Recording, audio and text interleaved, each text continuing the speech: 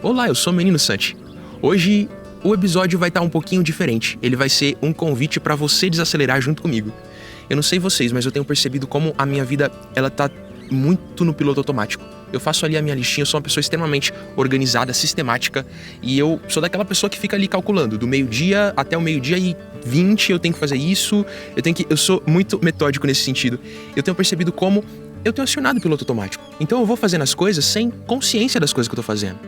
E lendo o livro As Coisas que Você Só Vê Quando Desacelera, do Aemin Sunim, inclusive fica a recomendação, ele realmente me fez enxergar comportamentos, às vezes coisas óbvias que estavam diante de mim, mas que eu não tinha percebido. Que eu só percebi quando eu desacelerei. E o mesmo convite que a Emin me fez com esse livro, eu faço pra você hoje no episódio. Que tal a gente desacelerar um pouquinho?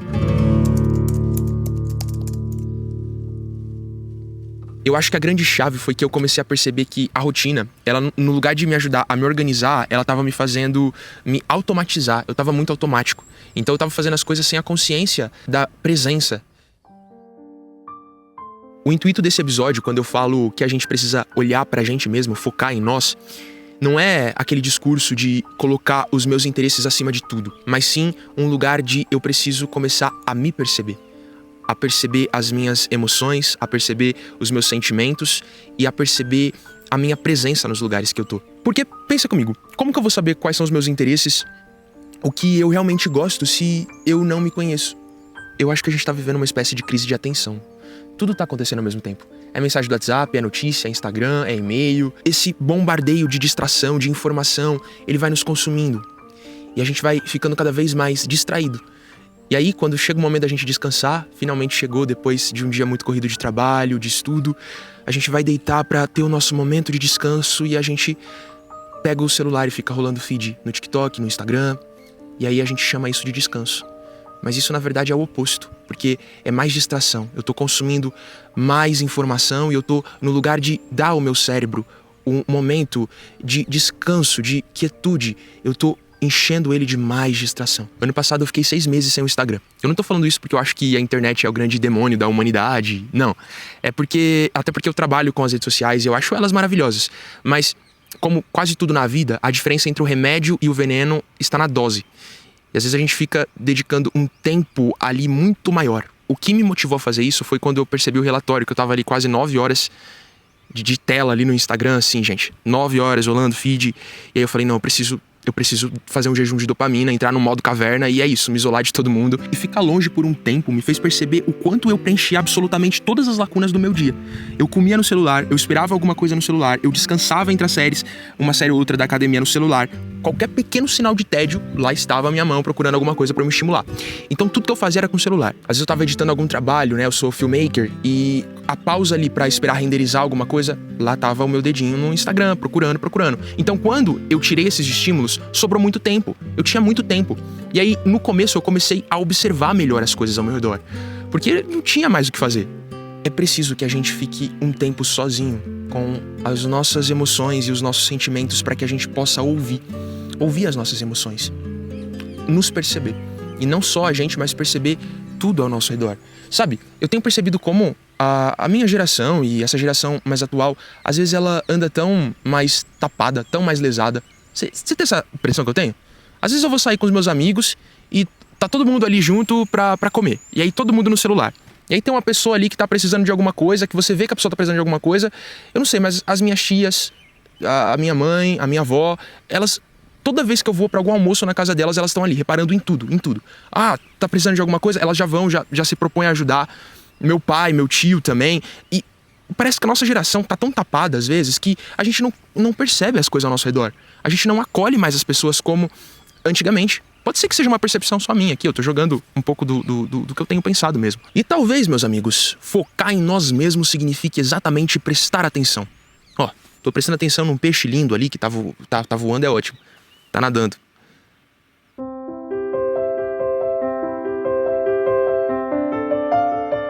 Existe uma prática muito conhecida chamada Mindfulness, que a tradução seria algo como atenção plena. E apesar de ter as suas origens nas meditações orientais, ela tem sido ultimamente estudado muito mais pela ciência do que do ponto de vista espiritual.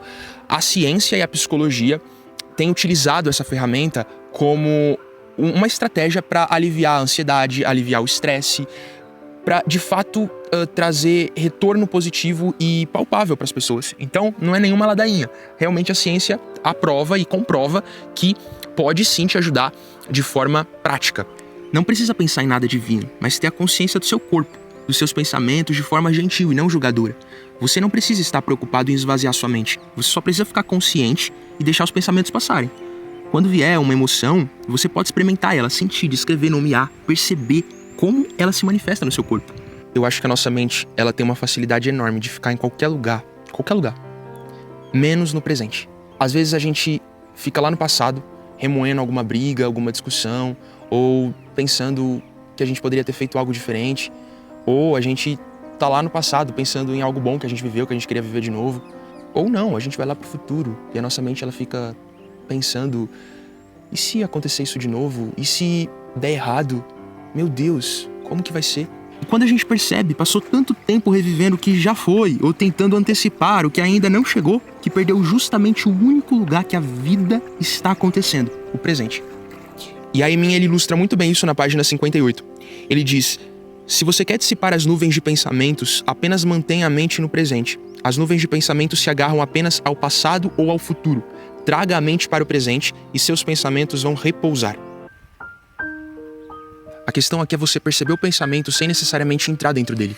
E na página 56, uma pessoa pergunta pra Aimin o que ela devia fazer pra se sentir quando ela se sentisse pra baixo. E no lugar dele trazer uma resposta pronta, tipo, você tem que fazer isso pra lidar com o sentimento, ele propõe uma coisa muito mais inusitada, que é observar. Eu vou ler pra vocês porque é muito interessante. Observe o sentimento em silêncio, sem tentar mudá-lo. Ele vai mudar sozinho. Como se estivesse olhando para uma árvore ou sentado à beira de um rio, contemplando o fluxo da água. Observe seus sentimentos como se fossem exteriores a você. Se observá-los dessa forma, por apenas 3 minutos, vai perceber que a energia e a textura dos seus sentimentos vão mudando lentamente. Sentimentos costumam nascer de uma matriz de condições que estão além do seu controle. Da mesma forma que não é possível controlar o humor do seu chefe ou o clima, você não é capaz de controlar os próprios sentimentos. Eles estão apenas de passagem, como nuvens no céu, e também se dissipam sozinhos. Mas se levá-los muito a sério e começar a internalizá-los como parte de sua identidade, você vai ressuscitá-los sempre que pensar sobre o passado. Lembre-se de que você não é os seus sentimentos, nem a história que a sua mente lhe conta para que eles façam sentido. Você é o vasto silêncio que percebe os sentimentos emergindo e desaparecendo. Às vezes, a gente está sentindo uma tristeza, mas a gente reage com raiva. É até engraçado porque no livro ele vai trazer uma citação de que quando você insulta muito uma pessoa, você ofende muito uma pessoa, na verdade você está com medo. É um medo escondido lá dentro. As emoções, elas são mensageiras. Elas estão para nos comunicar algo. Elas não são nossas inimigas. E a gente não tem que sentir alegria. Imagina se a gente fosse sentir alegria o tempo todo. Imagina se a gente fosse ficar o tempo todo feliz. Uau, que legal. Não tem como, não se sustenta. A gente precisa da tristeza até mesmo para valorizar os momentos de alegria. E as emoções, elas estão aí para comunicar algo. Elas são mensageiras. E quando foi a última vez que você parou para observar suas emoções? Observar sem julgar. Só observar. Parar.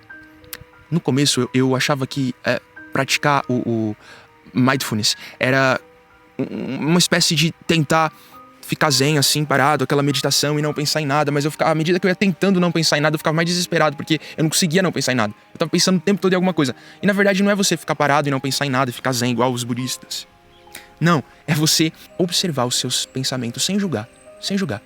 Deixa vir o que tá correndo ali, escorrendo, você só vai observando até que eles vão se dissipando e vão se transformando em outra coisa. Eu gosto muito da imagem que ele usa dos sentimentos como nuvens no céu. Uma nuvem aparece, muda de forma e passa. Só que muitas vezes pegamos uma emoção passageira e transformamos numa definição de quem somos. Eu sou ansioso, eu sou inseguro, eu sou um fracasso. Talvez seja diferente de perceber. Eu estou sentindo ansiedade agora. Eu estou tendo um pensamento muito duro sobre mim. Existe uma diferença enorme entre sentir uma emoção e agir comandado por ela. Eu posso sentir raiva, eu posso responder alguém naquele momento, posso sentir medo sem transformar tudo aquilo que estou imaginando em realidade. posso sentir ansiedade sem tomar uma decisão, apenas para fazer aquela sensação desaparecer. E talvez uma parte importante de crescer seja aprender a criar esse pequeno espaço entre sentir e reagir. E foi pesquisando um pouco sobre a atenção plena que eu encontrei um ponto em comum no estoicismo, que é algo que eu já venho estudando muito. Existe um pensador, um filósofo francês chamado Pierre Hadot, que ele encontrou uma palavra que se repetia muito nos exercícios espirituais praticados pelos filósofos da antiguidade, que se chama prosoche. E o prosoche, ele é um pouco equivalente com o que seria o nosso mindfulness aqui. A gente não pode comparar porque são culturas e são realidades de contextos diferentes, mas eles têm um ponto de encontro. E o ponto de encontro é essa atenção plena. Eu acho que a atenção plena não precisa acontecer só quando você senta para meditar. Ela pode aparecer no meio de uma quarta-feira completamente normal. Comer uma refeição sem o celular, perceber o gosto, caminhar prestando atenção no caminho, quando estiver conversando com alguém, realmente ouvir, em vez de preparar mentalmente o que você vai responder. Quando perceber que você está mais ansioso ou triste que o normal, tirar alguns minutos para perguntar: o que eu estou sentindo? O que eu sinto no meu corpo? O que está acontecendo comigo hoje?